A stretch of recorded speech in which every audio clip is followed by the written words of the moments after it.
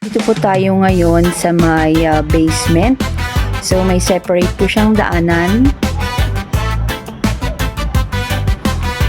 Meron po siyang wide balcony na ang ganda. Kita ang view pa rin po.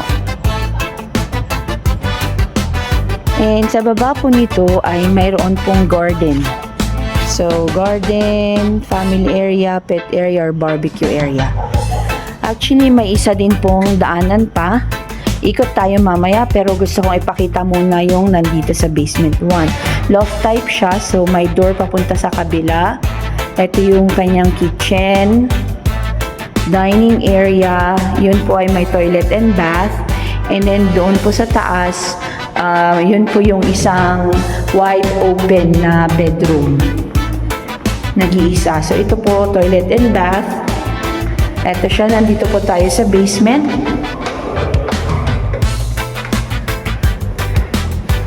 So, ito ang inyong bedroom dito sa basement. Ito yung pwede nyong gawing another small living area. Kita pa rin ang view, ang ganda.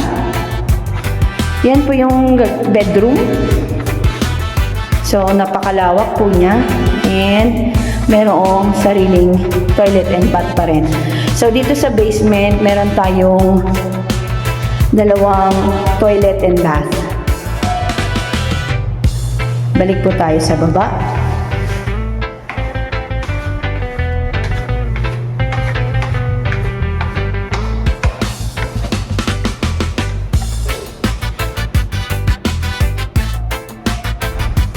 Sa likod po nito, doon po yung ating maid's room at saka driver's quarter. So yan, may isang daanan pa rin po pababa po rito. So ito po yung toilet and bath. And ito yung dirty kitchen.